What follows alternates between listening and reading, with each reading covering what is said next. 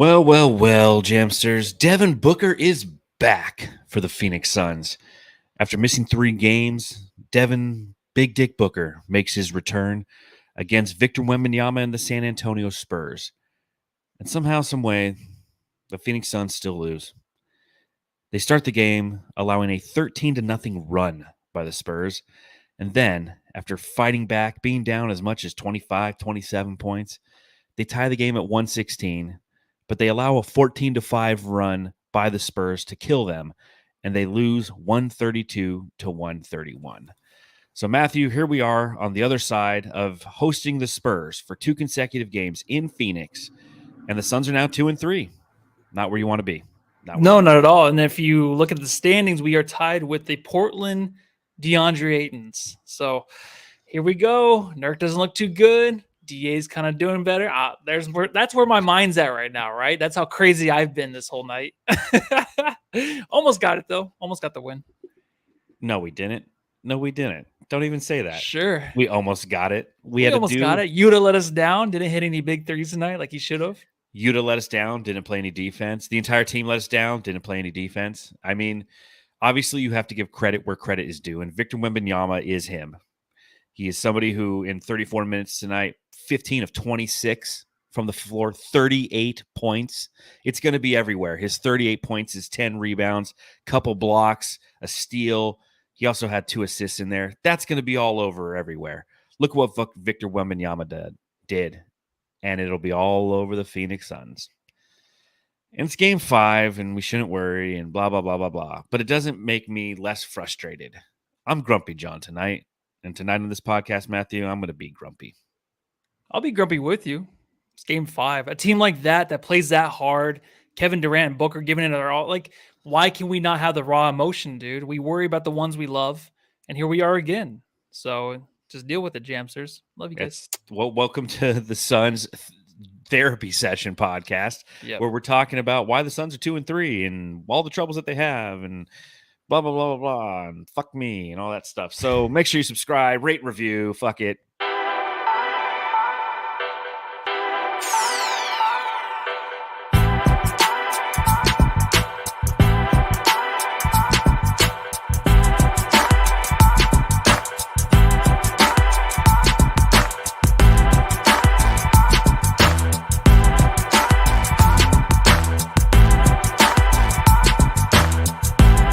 Yes, the Phoenix Suns lose 132-121 on a day that kind of started shitty. Rest in peace to Walter Davis. Sweet D, the Greyhound, the man with the velvet touch, one of the greatest Suns in their franchise history, honored just last week in the Ring of Honor ceremony in which they retired his number again in the rafters at the Footprint Center. Former UNC Tar Heel, a member of the 1976 Olympic team, somebody who was a Rookie of the Year for the Phoenix Suns, somebody who won 6 or was a member of 6 All-Star teams as a member of the Phoenix Suns, and holds the franchise record at 1,566 in total points scored and second overall in games played. Rest in peace to Walter Davis. That's kind of how we started today. And then coming into this game, boom, you get kicked right in the nuts, which of course brings me to my first question.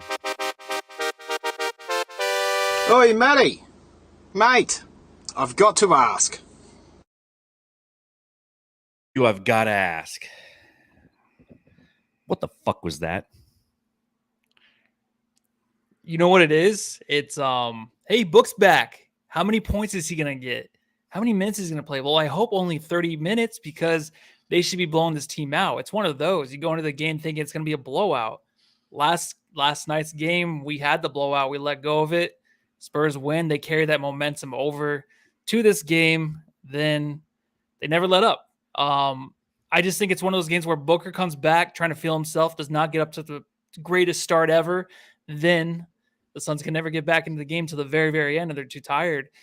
It's always like that, right? Like you get your superstar back. It's like, oh, we're going to trade for this player. Just imagine him on this team. We're going to win 50 in a row. And then it's just the adjustment there's always like an adjustment period. And it was just like the whole first half for the Suns, and Wemby kicked our ass, and Vassell the first half kicked our ass. That guy's I'm so mad that dude's not on our team. I know. It's so frustrating. You know, for those of you who've been watching the Suns jam session or listening for quite some time, you know that once upon a time, back when it was the 2020 draft is when he was in, right? Same one with Halliburton and Jalen Smith. He was one of those. Josh Smith or whatever his name was. Yeah, I don't remember. Jalen Smith. He was somebody who both Matthew and I were very, very high on. Devin Vassell out of Florida State just had some of those intangibles. Definitely needed to work on his shot, and it looks like he's been working on his shot down there in San Antonio. And the way that he looked in the first half and the way that he led the charge and the way that he played with a sense of urgency that was clear and apparent that the Phoenix Suns just didn't have. And there's a lot of different things that came to light in this game and over these 2 games with the Suns. And it's not just a lack of connectivity. I mean, that's understandable at this point, right? Like these guys are starting to get to know each other. We're 5 games into the regular season plus, 4 ultimate preseason games. But I like what Eddie Johnson said at the back end of the game. He goes, adjusting to each other is one thing, but effort has to always be there. And the effort just wasn't there to start this game. This is a team that came out and didn't have the ability to close out, lost on screens, horrible fucking defense by the Suns tonight on multiple possessions in that first half. It was a 3-point shooting practice for the San Antonio Spurs, and it's something that obviously Greg Popovich and his staff unlocked at halftime in the first game against the Suns because they came out in the second half and be like, hey, man, all we have to do is run some screen action and the weak side defender is going to collapse every time. And guess what's going to happen? We're going to have a wide open shooter. And if that guy's not wide open, because the Suns are trying to recover, another guy will be wide open. And it became just that, a shooting drill for the San Antonio Spurs. In this game, they were 18 of 37 from beyond the arc. In the first half alone, or the first quarter alone, I believe they were 8 of 13. Yeah. And then if you look at the first half, where again, they scored 39 points in the first quarter, 36 in the second quarter. This is against pretty much this is the Suns minus Beal. This is the Suns. They allowed them to go 12 of 21 from beyond the arc, 57.1%. And we were down 20 at halftime. Dude, it started with the 9-0 start where the fans are standing up for forever. Like 13-0. All right, well, what's going on? And then 13-0. The timeout's called at the 9-minute or at the 9-0 time. And I think it's like 3 minutes into the game. There's a timeout called finally. But I was asking myself, I'm like, do they sit down now or do they have to stand through the timeout and then come back out and wait till Kevin Durant finally gets the first bucket with about I think the 8-minute mark. I saw some guys sitting, some people sitting, but then some of them were still standing up. But dude, that was a rough start. But you just keep thinking, you're like, well, the Suns will come back. This is okay, right? You kept saying that all game long. I kept saying that. Oh, I didn't. Even though it was 25-point lead in the third quarter. Then that's why I was like, all right, this one's done. But then they do get back into it. But the effort, I feel like, was there. Like there was a lot of energy from the Suns. I felt like in the first half, but it was just so chaotic. Like it was just like you said, the defense was just a total mess. They didn't know what to do. I think when you throw Wemby in there. And the first game, he didn't do too well. Mm-hmm. This game, like he was really crucial to that Spurs team offensively. But when he's just that good, it's a mess for the Suns defensively. They cannot they don't have a game plan against them yet. I don't think anybody really does. But when you're just out hustled after every rebound, I think the Spurs had like 20 fast breaks in the first 4 minutes, 5 minutes of the game. It was just constant off of rebounds. Vassell was like beating them down the floor every time. Even if there's a man there, use his body, he was able to get to the rim easily. So, I mean, that's the Spurs effort was there. The Suns effort was there, but the Spurs they were the grown adults, I feel like, tonight. In the first, they were the Suns were the amateurs, just like, putting up the 4 minute, quick, little, porn session on YouTube, but only getting like 70% reviewed. It was pretty bad. Yeah, it was a good way to put it because it was organized effort by the Spurs. The way that they were attacking was strategic and effective, whereas the Suns, as you mentioned, and that's part of learning each other on the defensive end, it was chaotic and they're running around, but they were always in the wrong spots. That first half alone, the Spurs outscored the Suns 15-4 in fast break points. They were 7 of 9 from the field in fast break points. And that's that all day long. That's going to equate to a blowout. And that's what it was at halftime. It was a 20-point lead because the Suns would miss a shot, boom, a score. The Suns couldn't grab a rebound, boom, a score. And it was just over and over again. Looking at the offensive rebounds in that first half as well, 5 offensive rebounds to 2. Second chance points, let's see here, second chance 5 to 6. So the Suns got them in there, but 17 points off turnovers for the Spurs. 17 points off turn again. Again, we're talking about how the Suns aren't executing offensively, and it leads to turnovers, and which is leading to points. And now they're giving up fast break points. It's like this multi-layer of disorganization by the Suns. And obviously, with the expectations that are sitting on this team's shoulders, you have to dial it in. You have to do it more effectively. This is a team that's supposed to have some semblance of a defensive identity with Frank Vogel at the helm, and everyone out there looks fucking lost. Yuta Watanabe looks so lost. Not Katie's burner in the chat says Yuta can't defend anyone. That's a fact. I was talking about that on the last podcast. I'm like, unfortunately, he is confused. There's one play where he's sitting there and he's ball watching. The guy's cutting behind him, and luckily, when the pass was coming through, KD deflected it, or it was another easy 2. He's doesn't know where to be position wise defensively, and because of that, he's recovering, and he's either giving up a wide open 3 or he's fouling somebody. And as much as we love Yuta Watanabe for the potential that he can provide as an offensive player, when he plays 26 minutes, he's 0 of 4 from beyond the arc. He's 1 of 5 from the field. He scores 3 total points, has 4 rebounds and 1 assist, but he's not defending anybody. He's a zero on defense, and that's frustrating. Makes me grumpy, Matthew. It is, and it's hard with Yuta, man. Like, you didn't even play the drop, so I'm not even gonna play it because I feel like he doesn't. There was no shooting. He was Yuta the Puda tonight. He wasn't Yuta the shooter. Is this the first time though on Suns Jam where we're gonna actually withhold players drop from him until he performs? Wasn't that a Shamit thing? That was a campaign and a Shamit thing for a long time. Okay. We did not starting with Yuta right now. Or we no? didn't. It is. You play like this. I don't blame you. I don't blame you, man. And Frank Vogel had to make the adjustment because Josh Okogie was ass.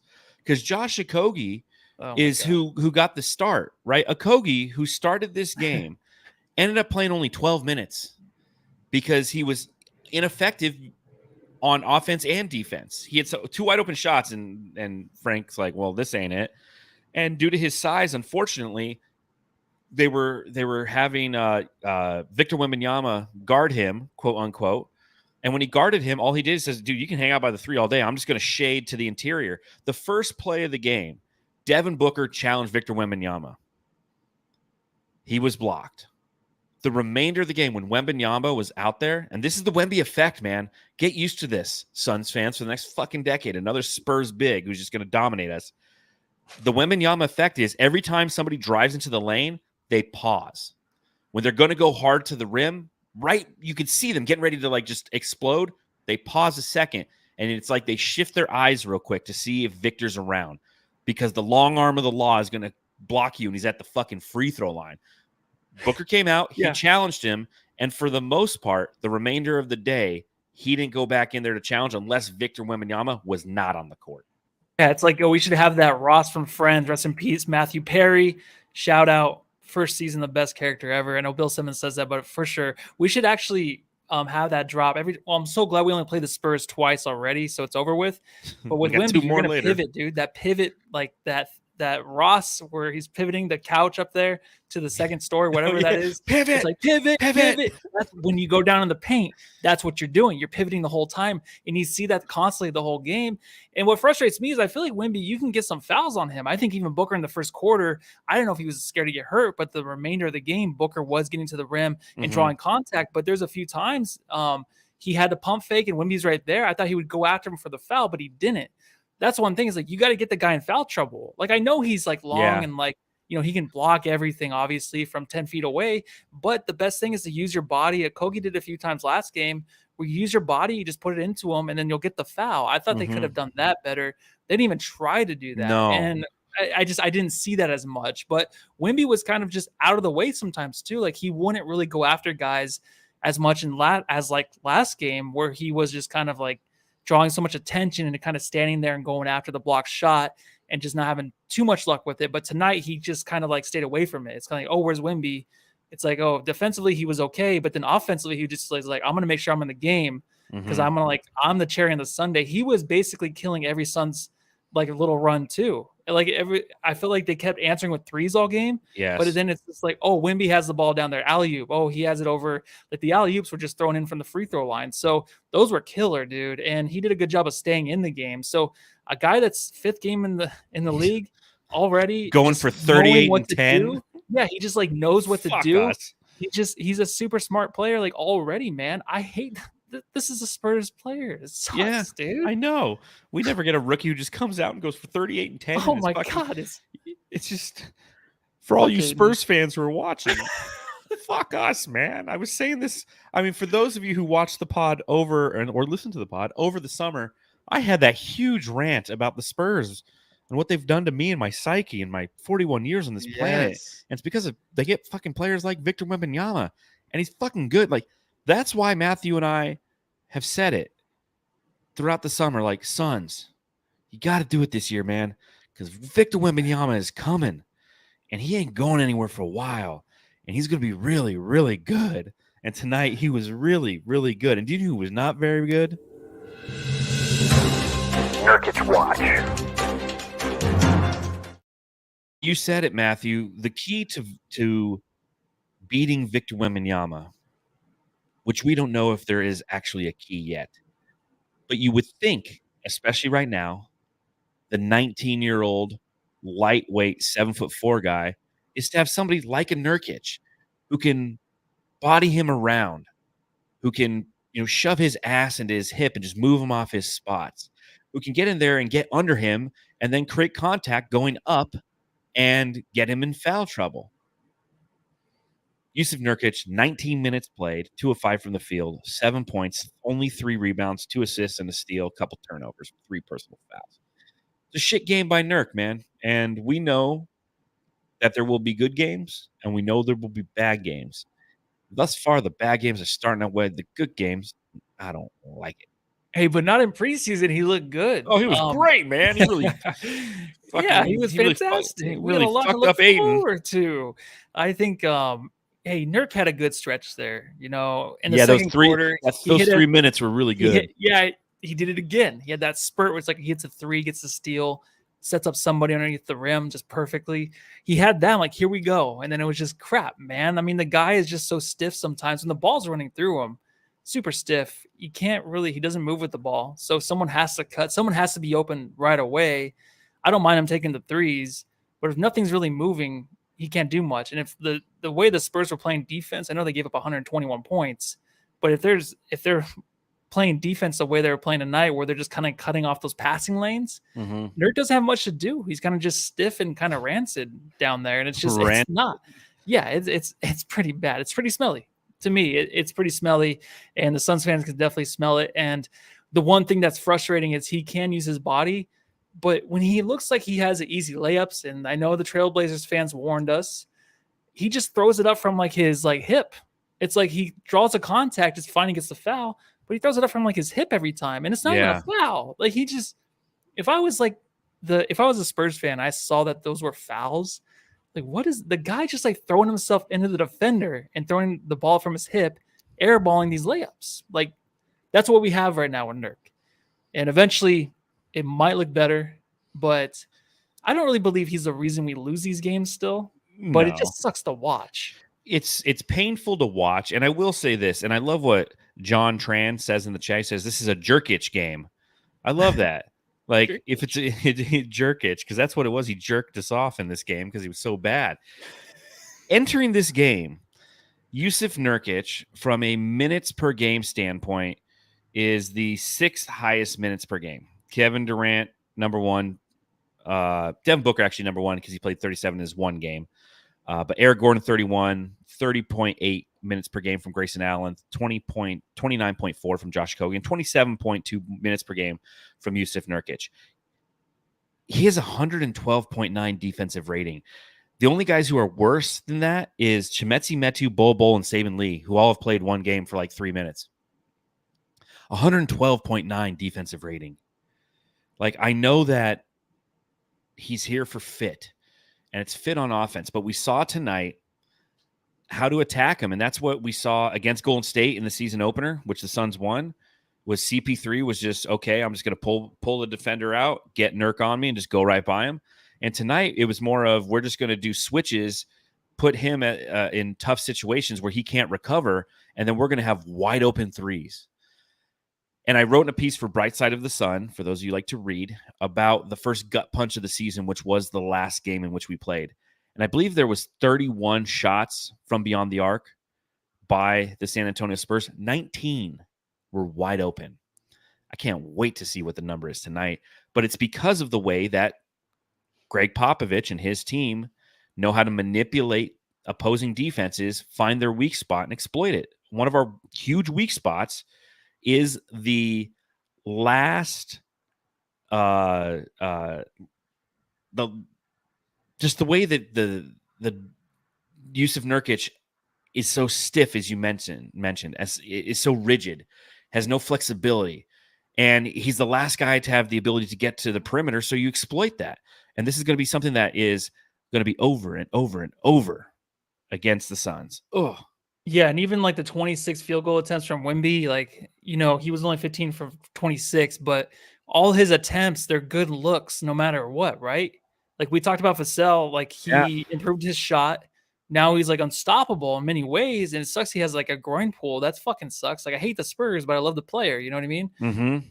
The way he improved on his shot, that's the scary part. We always talk about this with young players. They improve their shots. Like, because Wemby can take a shot over anybody, obviously, right? Oh, yeah. He's like KD.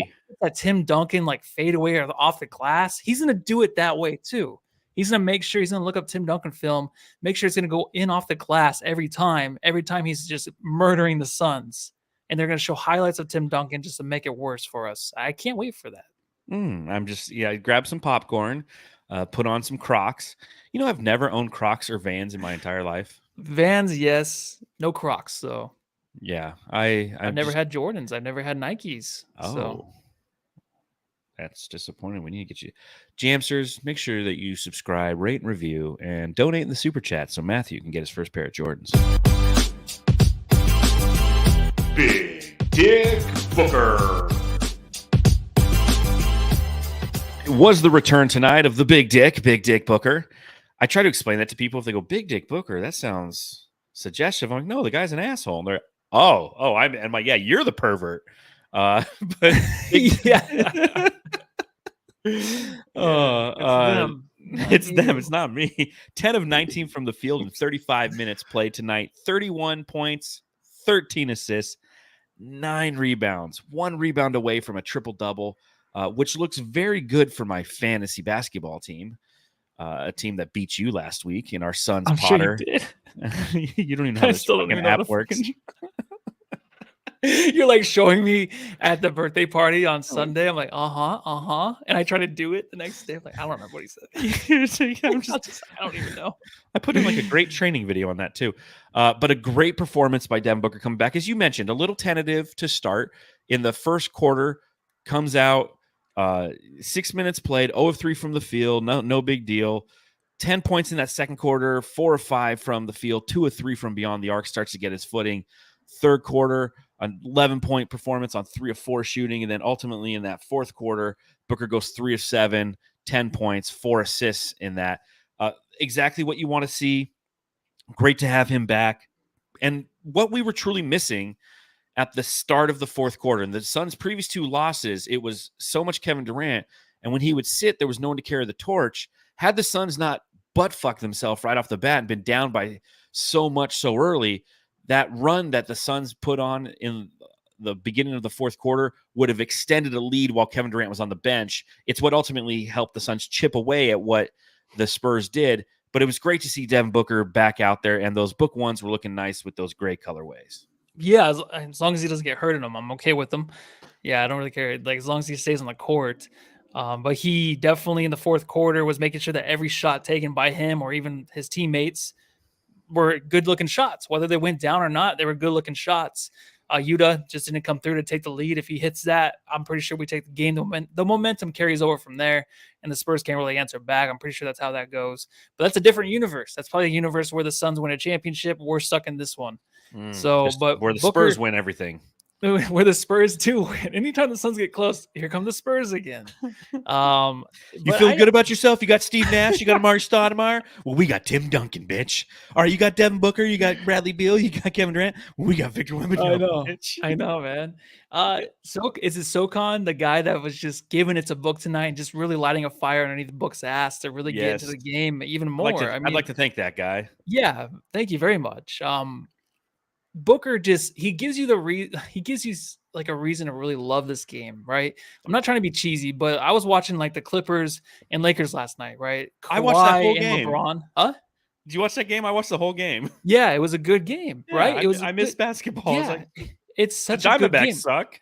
They play with passion, man, like the whole game, and it's a real fight. But that's Booker every night. Like we always talk about, like, what's the reason they play these games? Who cares? It's game 5. We're losing. We're down. We're 2-3 now, right? We're down in the standings. It's early, so who cares? But this guy cares. It all fucking matters, right? The preseason games matter. You see tonight, like in the fourth quarter, when he's just going toe to toe with every Spur on the floor, you want him to take every shot. The pass to Utah's good, but I want Booker and I want KD to take every shot in the fourth on the comeback. He's the reason for the comeback. Obviously, he's setting up his teammates for good looks. But it's like, I want him to finish up the game, and I want him to take those shots. I want him to take the contact in the lane and get to the free throw line, like continue to bury the Spurs. I wish he went that way, but he didn't. It's fine, right? He didn't lose a game for us, obviously. But we're just so lucky to have this guy, because games like this, you would think, okay, we're down by 25 in the third. It's over. I'm gonna go rest. I was hurt. I was out for 3 games. Fair. I'm not gonna finish this game. No, he comes all the way back and almost beats him. I know he had the help with KD, but he almost does it himself, man. It's insane how good this guy is. And even on a loss, it makes me happy that he's a Sun for forever. So I don't know. That's the only thing I could take away from this game and be a little bit positive about. Yeah, he's entering his prime. Prime Book is a competitor. He's everything that you want in a player. So talented from a scoring standpoint. And you're right. Even when you're down, he's the type of player who can will you to a near victory. He just needs some members of his team to step up. And in the fourth quarter, they didn't really do that for him. Let's see. Yuta Watanabe was 0 for 2. And man, those were 2 big ones. Kevin Durant missed a couple shots. And it was his lack of connectivity, I would say, with Drew Eubanks that cost them a couple points. I wouldn't say points. I'd say just run killers, because it was 116, and then the Spurs part started putting a run on the Suns, and like Devin Booker would go in there and he'd try to pass it to Eubanks, and Eubanks is like just not ready for it. And there was that one alley-oop where Eubanks was waiting for the board, and like the ball just went like right out, and Booker just like jogging back. He's like, well, shit, that guy's not ready yet. And that's that connectivity thing. And those things are going to continue to happen, is the chemistry. As long as the effort is there with the chemistry, great things can happen for this team. But you can't come out. And it seems like the Suns would do this multiple times, especially last year, where they just come out and just get fucking boat raced. Like, I don't remember a team that got boat raced as much as that last year's Suns, where it's like, oh shit, 17-2. Okay, cool. It's going to be one of these nights where we're fighting uphill, and like 2 out of every 9 of those games you would win, or at least make it competitive. But that's not a good way to start, and it's just not a good way to end.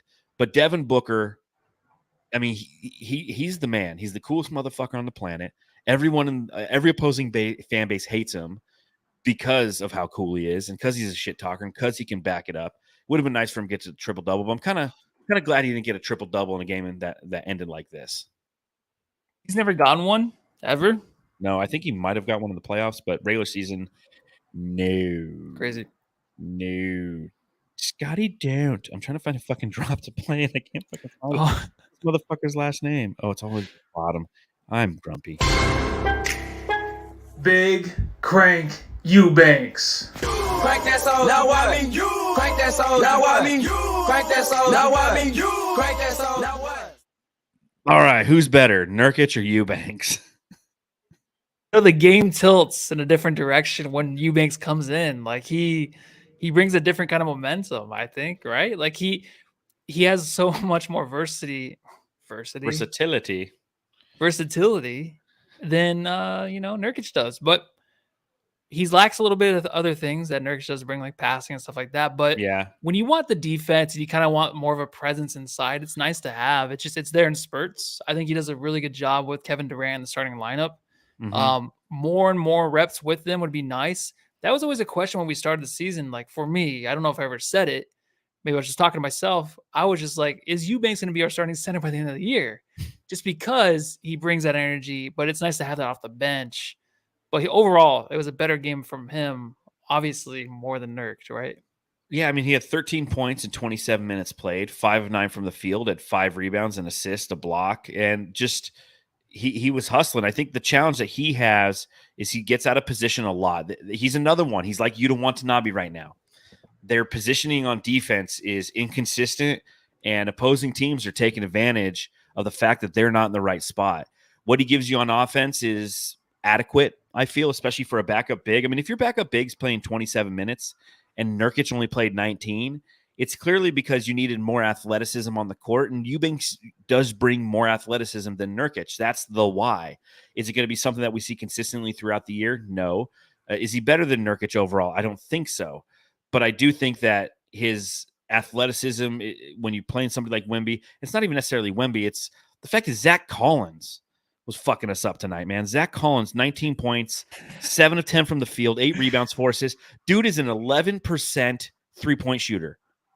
He was 3 of 3 from downtown tonight. It's just one of those nights, man. When Zach really Collins was. is fucking yerping threes on you, get out of town. Yeah, our defense in the first 3 games was really stellar. Like we gave up like 100 points average, which is Yeah. good in today's NBA. But just from the start, man, they were just unstoppable. And when that happens, then you have guys like Collins stepping up, and you just can't stop him. Like as soon as he gets the ball, I'm like, oh, it's over. They're gonna score as soon as Collins has the ball, wherever he's at on the court. I'm like, oh, it's over. He's gonna score easily on whoever is guarding him. Usually Eubanks, and they look exactly the same. But I wanted to win that battle. But I think the thing is with Eubanks, he'll split the minutes. I think we kind of saw that too. Even with Nurk, like they can kind of split. Mhm. He'll probably not be a starter. Obviously, that's not going to happen. Nurk will just be upset and he'll sit out every game. That's probably what happens if Eubanks does start.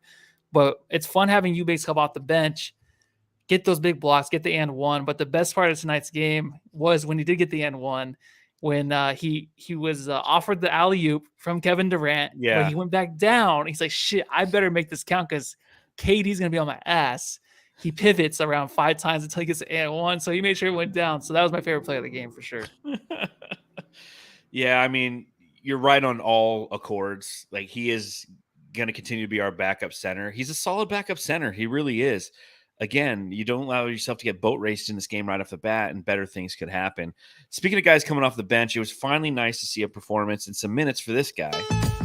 You're down with KBD. Yeah, you know me. You're down with KBD. Yeah, you know me. Who down with KBD? Every last lady. Keita Bates-Diop tonight, 18 minutes played. He was 5 of 7 from the field, including a three-pointer. Had a couple rebounds, 13 total points. And I think the best take of the night, when he attacked Victor Wembanyama, went around him and got a layup in there. I thought KBD looked fantastic. I think he's somebody who's going to garner some minutes. I mean, Nasir Little has been getting minutes through the first 4 games. KBD could be getting those minutes as a much more versatile player and isn't going to be somebody who has the affinity to drop off on weak side. He was one of our best defenders tonight, in my opinion. Yeah, he was awesome. Someone actually did mention earlier in the chat that he did the best job on Wemby. KBD kind of big dick. That's kind of good. Yeah, today he was kind of big, but then he kind of grew, dude. He was a grower, not a shower. He was a grower, not a shower in the first 5 games. Dude, he I think we know what he is now, right? What he can do offensively. Because I don't know. I don't even get to the rim, but the way he was using his body and pushing guys off in the paint, really getting good looks at the rim. Like that was awesome. Like I totally trusted him right away. It was like a few good plays in that reverse was nice. But then he even hit the corner 3. That was big, like a huge game, big momentum booster because we need someone else, right? I mean, in the third quarter, even Eddie Johnson was saying that they have to find somebody else off the bench. And they did. They went to him, and I wasn't too sure at first. It looked like TJ Warren at first. I was like, okay, he missed 2 free throws right off the bat, and I don't even want to look at the free throw stats. I could not look at them tonight. Yeah, it was we like missed 19, so many free throws. I think we missed 7. I think we were 19 to 26. Yeah, Kevin Durant missed 3. But I was just thinking, I'm like, now I know what he's doing on the court, and it's nice to see.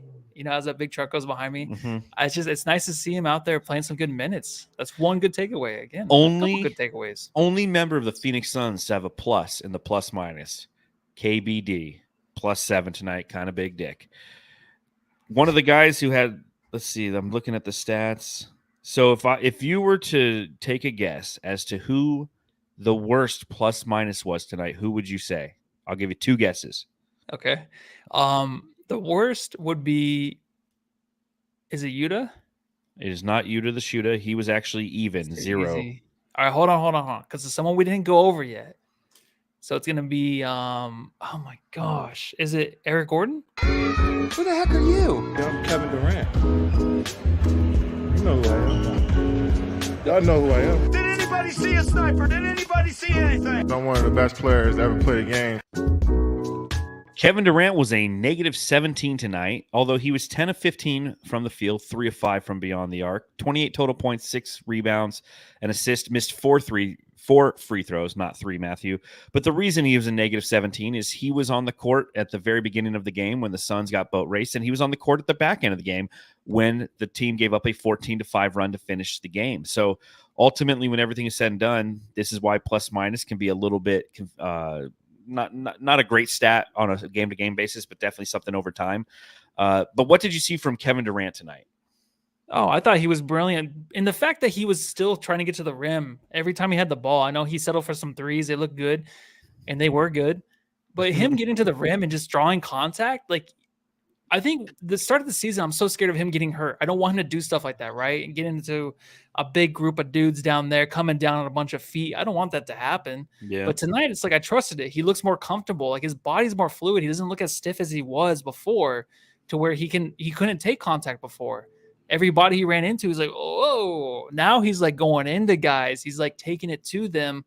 And he knew, like, coming in 5 minutes left in the second quarter, the Spurs were in foul trouble, or, in the bonus. The Suns were in the bonus. So then he gets to the line right away, but then he misses the free throws. And it just, like his mind was right, but he couldn't finish it tonight with his shots at the free throw line.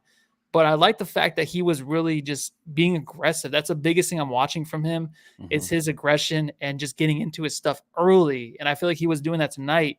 It's shocking that he's like the biggest plus, the biggest minus tonight, but it makes sense because the first quarter, Book had to leave early, and it was just him out there while they're just getting stomped on. So poor dude in the first quarter. That sucks. Yeah, I mean, he was the only one who could do anything at the beginning of the game. He scored 11 of the Suns' first 18 points. And as you mentioned, was doing so in a plethora of different ways, isn't afraid to attack, isn't somebody who isn't afraid to pull the trigger from beyond the arc, and looked great doing so. And it was nice knowing that he had some help out there tonight in Devin Booker. And I like what he did. I don't like the fact that he played 37 minutes. I mean, that just is what it is. But 10 of 15, I mean, that's Kevin Durant. 28 points. He's leading the Phoenix Suns this season in points per game. Entering tonight, again, not including Devin Booker's first game, because Devin Booker's first game was a 30-something point performance. I forget what it was. But 27.4 points per game. Or I'm sorry, incorrect. I went to the wrong statistics. 27.3 points per game for Kevin Durant entering this game. So, I mean, he's going to raise that average. The guy's averaging 28 a game. I mean, he's just money. So, love to see him play that way. I'm excited for the Suns' next game simply because he's not going to have to guard Victor Wembanyama the whole time. I mean, that's a task. And that's one of those things we talked about at the beginning of the season. It's like if you get somebody who is a more power forward type guy, if you put a KBD in there as a starter who can play some 4 instead of 3, maybe that's going to free up Kevin Durant, at least on the defensive end, so he doesn't have to play as physical and go against a guy who is just fucking, he looks up to by 4 inches. Yeah, and he's 7 feet tall, and when he stands next to Wembanyama, he's taller. That's crazy, right? It's nuts, man. It's just, I don't even know what to say. It's absolutely nuts. Couple of things I had written in my notes, at least. God damn it, dude. Fucking I'm cussing a lot on this pod. Sorry for all the kids who listen. That's the first time, I think, isn't it? I've been cussing the whole. I don't even notice anymore, man. I'm so numb to it. It's because it just flows out. But I wrote, God damn it, Pop knows how to kill momentum. Yeah, he Like, definitely does. I'm scared of the dude. He always knows when to call a perfect timeout. The Suns make 2 shots in a row, up 20. Like the Spurs are up 25. The Suns cut it to 21. He's like a timeout. And then when they get the next play is always a great play. It's one thing used to drive me nuts about Monty Williams is Monty Williams would be late to his timeout calling, and then when he would call the timeout, the play that they would run on the inbounds was just like some lackadaisical play that had like one wrinkle to it, and when the opposing team stopped that wrinkle, it just turned into an isolation play that never worked. And like Pop, it's always just like, oh, and there's a nice little back screen by Wemby, dunk. Yeah, right. Wow, that right out of a timeout. Killed our momentum and gave him 2 points. You know what I was thinking is, that little press room where the visiting coaches come in? Yes. Can you imagine being in that tiny room with Pop right in front of you? Like just giving you shit. Like just like looking at you like, wait, who the fuck are you? Like, you know what I mean? That would be the guy scares me, obviously. I think Dave King tweet that he was in a good mood today, but I could not imagine being in that little small space with him. Oh yeah, terrifying. Because my pants. It's like don't make eye contact with them or something bad is going to happen. I know that you were hanging out in San Antonio. Which is they kind of own us. The whole state of Texas is really happy right now because they own Arizona, but except for the Cowboys. True. Go Cardinals. The Suns Jam Session Subreddit Stakeout.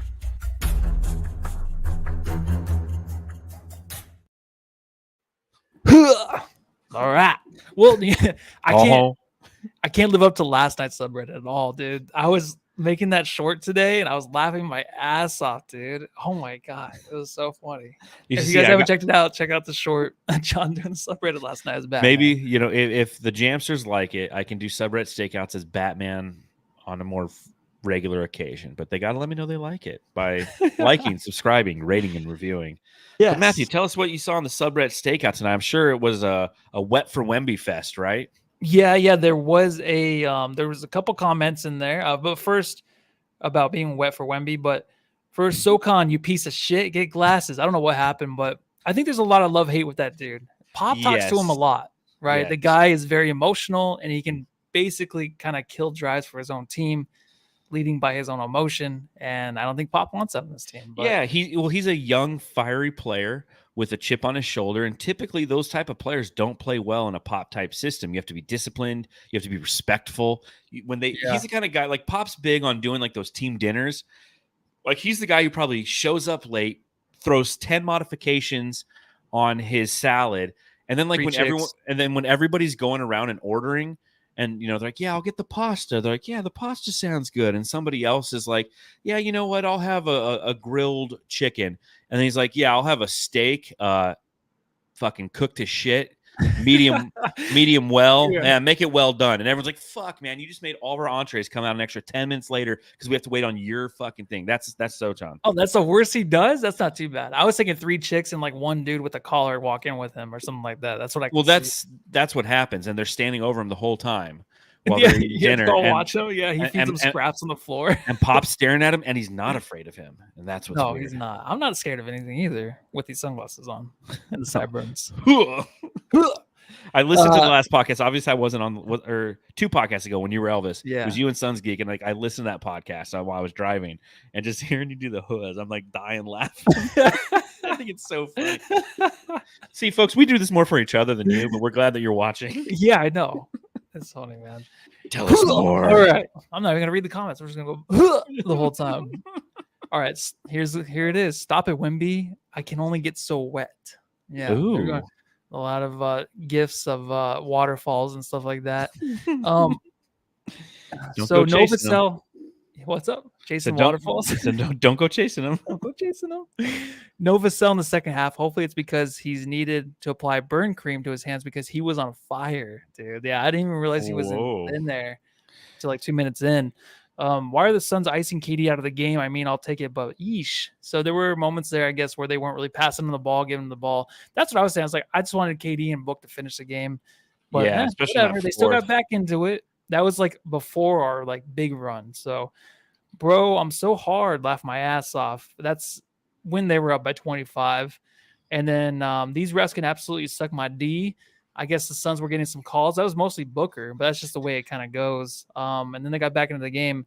But they did have a good comment about Eubanks. Okay. Eubanks has come a long way since year one with us. He was Yeah. so bad. Then it seemed crazy that we kept him on the roster. Has gotten better and better every year. So that was very nice. And then also they Aw. put this one. Stop it, Wemby. I can only get so wet. And that was it. Oh man, there's gonna be a lot of mopping in San Antonio tonight. The Suns Jam Session Subreddit Stakeout.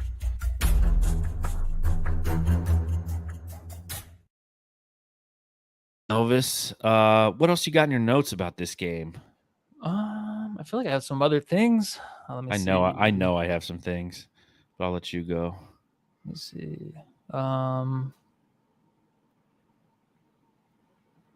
No, actually I don't. I think the only other thing I have is good when even K-Ray confusing him with a Kogi every game. Every game, Every yeah. game they call him a Kogi. So that's how easy it is Well, to do. I And guess that's all I in got. that vein, speaking of Okogie, I put J.O. can't hit S-H-I-T. That was right at the beginning of the game. They didn't play the rest of the game. I just wrote pathetic defensive effort. Vogel should be ashamed.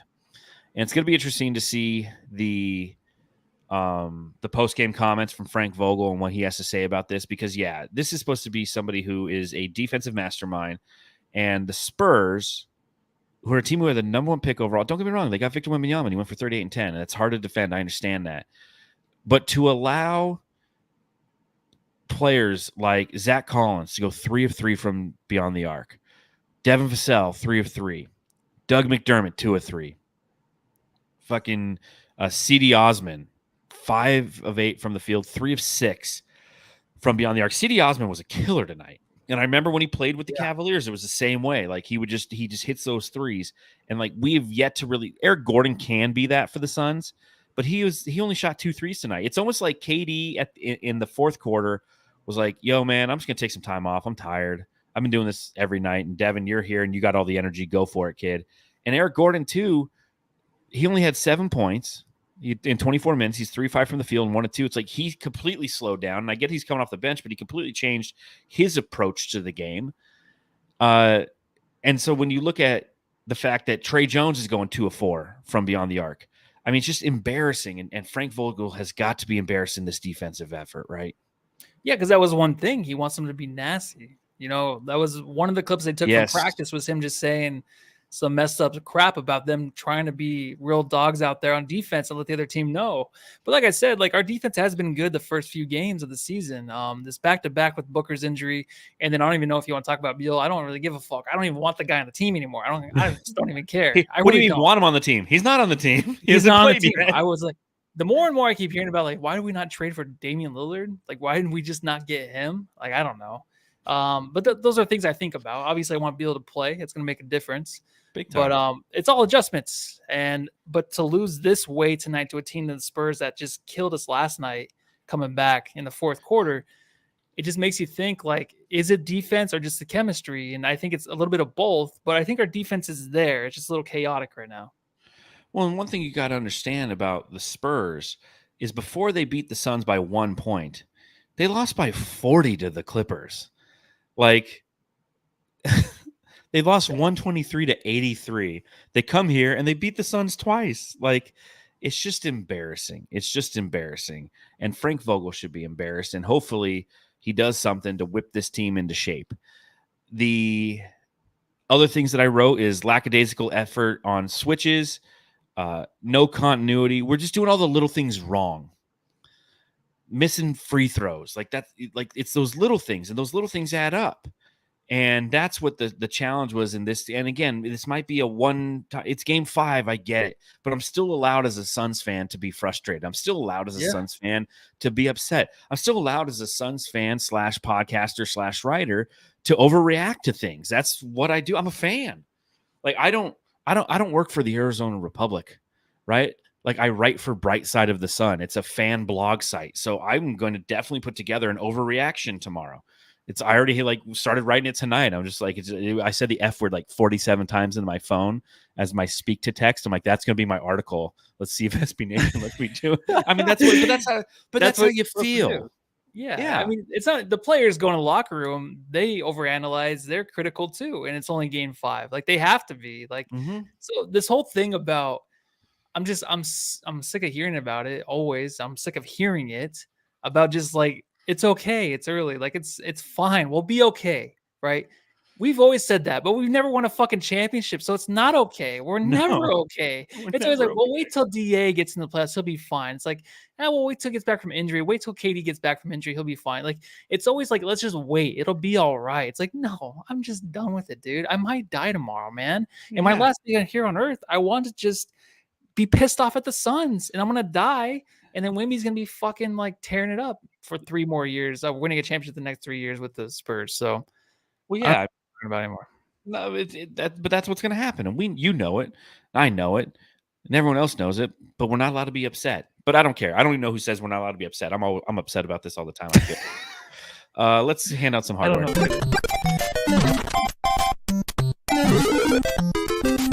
Jam star of the game. There's a reminder, hit that thumbs up button if you're watching. Help us out. Help us out with algorithms. Lets people know that if you need a therapy session, you don't go to places after the game that talk about how great the team was and how they feel good. And you don't go to places that say, you know what, it's okay. You come here to the jam session. We're like, what the fuck is happening? Both. Hit a thumbs up. Know in the chat who your jam star of the game is, Matthew. I think you went first last time. I will go first this time. Wembanyama. I don't even think it's close. He was 38-10 tonight. He was unstoppable. He made everything a challenge for the Phoenix Suns, and he ruined my night. And he's going to ruin my decade. And I'm getting ready for it. Here we go again. Yeah. Sure. I guess we can give it to the other team. You do whatever you want. That's what I'm doing. No, I'll give it to him. I would give it to Book, but I wanted him to finish out the game and take every shot. He just didn't do it. So I'm pissed off about that. So I'm going to give it to Wemby. All right. I will add that to my notes. So far, it's Booker has 1, KD has 2, Wemby has 1 for me, and Booker has 1, KD has 2, Wemby has 1 for you, and Grayson Allen has 1. Because you've worked an extra podcast because I was out that one time. So taking a look up next for the Phoenix Suns, they head out on the road Saturday morning, bright and early. Nice. I like it. Playing, yeah, I'm okay with it. I'm actually get out of the way. Talking about going to Philly, playing the 76ers, a team that just traded James Harden, as we talked about a little bit on our last podcast. They did gain him 1 motorcycle guy who's just fucking skating like a son of a bitch. It's like Matthew sounds like you're about to be beamed up. Like what you guys don't realize is Matthew like literally lives in a cardboard box right on a fucking main road, and he put some nice decorations behind. That's all a green screen. It's actually a cardboard box behind him, and he's on his phone. Yeah. And so you just hear every asshole who's chopped off their Cadillac converter drive by. That's so annoying. Pissing me off, dude. Yeah, it's like every time. There's another guy just grumbling, mumbling. So yeah, you know, who you got winning this game? What are you looking for? What do you think? I think the Suns win. I think it's a big Booker game again. He always plays good against Philadelphia. I'm glad that Maxi's kind of unleashed over there in Philadelphia. It's nice to have that. I think he's a good number 2 next to Embiid. He's very important to that team. Like he moves the ball very well, really good again to the rim, doing everything that like is kind of Westbrook-ish, but then he has a really good shot too. So I like what he does there in Philadelphia. But they also got Batum back in the trade. That's going to help them as well. Batum. I feel like that guy's been in the league for 40 years. I know. He's kind of under the radar, kind of a good addition, but it seems like who knows who's going to really stay there in Philadelphia after this trade. Maybe they trade the picks for somebody else, but I think they stay the course with this team. It's not a team that's like I don't think they have a chance to win a championship with who they have now, but the way Maxi's going to play this year, he's going to be an all-star. So maybe it is enough. And with James Harden being gone, I think it's just kind of relief for that franchise. I'm not sure what happened, but Embiid, I'm pretty sure wanted Harden gone. And I don't know. I like the Sixers team the way it is right now. They're more fun to watch. So it's going to be an up and down game, which kind of sucks because today the way that the Spurs killed us up and down all game long, I kind of don't want that. But I think Book plays good from start to finish, and he can kind of kill this team in the fourth quarter. This will be the first game in which we disagree. I think the 76ers are going to win this game at home. I think that the defensive challenges that the Phoenix Suns have, coupled with the fact that they have the MVP and he's going to go at our weakest guy, and that's Nurkic, I think this equates to an L. So right now we're both 1-2 on the season. This will be one where one of us will be 1-2, one of us will be 2-2, or 1-3, 2-2. This is a 3-game road trip for the Phoenix Suns. They play the 76ers, then they play the Pistons and the Bulls. And I could see dubs on the Pistons and the Bulls. I think that we go to, 2-4, and it's a back-to-back because we play this game, and then on Sunday we play the Pistons, another early game. It's a 1:00 game. So, we'll see, but I think it's an L, unfortunately. I think it's switched. I think we might lose to the Pistons. I don't know. I feel like the back lose to Monty, huh? Sits. I think KD might sit that game or something. I can just see it. Durant, dude, Jalen Durant down there. Durant down there as the center that we all wanted. And DeAndre Ayton. He's killing it. So that's going to be a handful for the Suns. We'll see how that goes. Yeah, that guy definitely does play hard, man, and we'll see. That's back-to-back games where they have, you're going against centers that are really, really tough. Thoughts? Brains? All right, I got some our thoughts stuff for you, Matthew, Cool. to talk about my favorite part. before we I wait all show for this. Do you? Sometimes I don't do it. For that, I'm sorry. I should be better Well, we than that. usually don't have time. True. So here's a couple things that I have for you. All right. First thing, Suns have officially released the El Valle jerseys. We saw them. We knew they were coming. Final thoughts on those. And would you buy a jersey of one of these? Yeah, I would. I would buy all the jerseys right now. I like these ones. I think they're pretty poppin'. The best thing is just seeing the guys in the jerseys. Like the photo shoot they released today, that's like they look so much better on the dudes, just like these other jerseys. Like when I see them, like but then when they're on the court in them, like they look way better in person. They look way better. But they pop on these dudes. Do you not like them? I like the floor too, the court. I think the court looks pretty good too. I think the entire concept is another win. I like the colors. I like how the numbers are different and they have that gradient to them. I did buy one of the shirts today, an El Valle shirt. Cool. It's a Kevin Durant one. You got to get the Kevin Durant because of the numbers? Is that why? Yes. Because the Booker one looks kind of weird? Exactly. I don't like the way the one I hate that. I know. For my birthday, a good friend of mine who was terminated from work recently, unfortunately, one of my former bosses, she bought me $100 gift card to NBA shop. And I'm going to wait until they release the new stuff and I'm going to get a KD one. So I got that and like a Booker shirt and like a $5 Valley shirt. So nice. I think they look great. I think the 10th is when we're going to debut those. And I think that's against the Lakers. That's the first tournament. That's the first tournament game. Yeah. Yes, it is. And it's going to be on that court. So I said last pod, I'm like, they're going to blend in with that court. Like it's exactly the same as their jerseys. So that's going to be interesting. Aussie Suns fan. Looking down when they're passing the ball. But shout out to Aussie Suns fan. Says, take out the original Sunburst. I think El Valle is my favorite of all time, which is saying a lot. That's how I feel like with they're pretty fucking good. With our statement edition jerseys, like that PHX, I love it so much. It's like you take out the original Sunburst, you take out the Wild West away jerseys, and like that PHX, I like it more than the Valley. I love the whole gradient on it and everything. Yeah, everything they have right now is perfect, except for like the home floor. I just don't like it too much. But everything else is great. I don't like the PHX playoff floor. Run. Yeah, PHX floor is dumb. Bismack Biyombo. I don't know if you heard this, but one of our all-time favorites, old Bismack Biyombo. Biz. My all-time favorite drops. Busy signed with the Grizzlies today. Thoughts on that? Yeah, I'm excited for him. I am. Too bad that team's 0-5 right now. They're kind of helpless.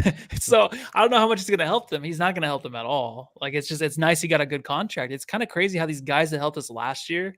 I mean, Jock got the big contract, but most of those guys are just not even playing. It's nuts. Terrence Ross, TJ Warren's missing free throws we used to have that that drop. Where in the world is TJ Warren? Yeah. And I'll tell you where TJ Warren is right now. He's down at the YMCA just missing free throws. He's just God, dude. It's crazy he's not in the league right now. But I know, it's nuts. And Terrence Ross, too. I mean, they're scorers. we're so excited when we got him. We're like, Yeah. here we go. He wants to play for the Suns. This is it, man. This is do it. Boop, loss. And then last thing I want to talk is the comments by John Wall about wanting to play in Phoenix. Would you be interested in a reunion with Brad? Obviously, that's a team in Phoenix that only has one, standard point guard on the roster. They're playing with Brad at different points once he's back as a starting point guard. But would you be interested in a reunion?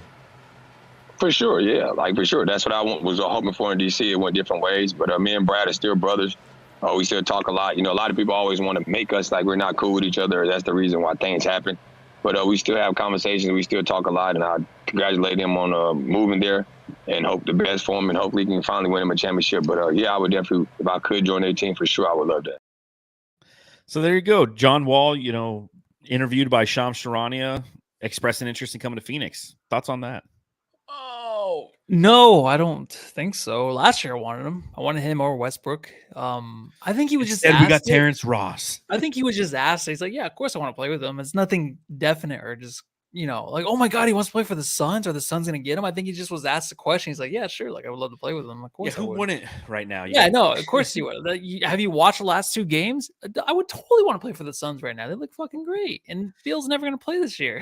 This is great, dude. There's not going to be any chemistry issues on the court because Bill's never going to be on the court. So it's No, great. he'll never. Yeah. Oh my God. I just, again, that's going to be a consistent theme right now is the Suns don't have a point guard. That wasn't the issue tonight. I really don't feel the turnovers weren't off of bad lack of point guard play. It's again, that carelessness, dribbling the ball off your foot, dumb shit. It's dumb. It's unforced errors that are hurting the Suns big time right now. Their total number of turnovers, what did it come to tonight? Because they were averaging coming into this like fucking a lot. 14 turnovers. Spurs had 8. Jeez, I swear. They had 6 in the first. Entering this game, we are 28th in the league in turnovers, 18.3. 28th. We're second, they're third to last. So that's good or bad? That's bad. So we're like 4th, or we're 4th, or we have second. we have the third most. Third, yeah. We have the third most. So it is what it is. But John Wall, I don't think is somebody who's going to solve any issues. Not the greatest facilitator. Somebody who used to play with a lot of speed, and the pressure that he used to put on opposing defense is what made him great. And that would open up shooters around him. But I mean, it hasn't, due to post injury, he just has never been the same. So again, I think you're right. Shams Charania isn't trying to say, hey, the Suns could be looking for you. Would you be interested? He's like, yeah, fucking, of course I would be. Like, who wouldn't be? Yeah, so, I was like, do you see where I'm at right now? He's like, I don't even know what I'm doing here. Like, yeah, it's like I'm in he China. Like he was about 20 pounds overweight too. I don't even. Well, yeah, he didn't look that good. That's what happens when isn't he in China or Taiwan or? Oh, is he? I don't know. I have no idea. Fuck John Wall is. On that note, Jamsters, because we don't know where John Wall is, I think we're going to go ahead and get out of here. So a reminder, if you're watching this or listening to this, just subscribe, rate, review, do whatever you can to support the podcast. The Sons of Geek who's entered the chat says, everyone smash the like button. We appreciate it. We appreciate everybody's support. We really do, especially on nights like tonight. We're back-to-back podcasts. It's just disappointing. You come into this homestand being like, you know what?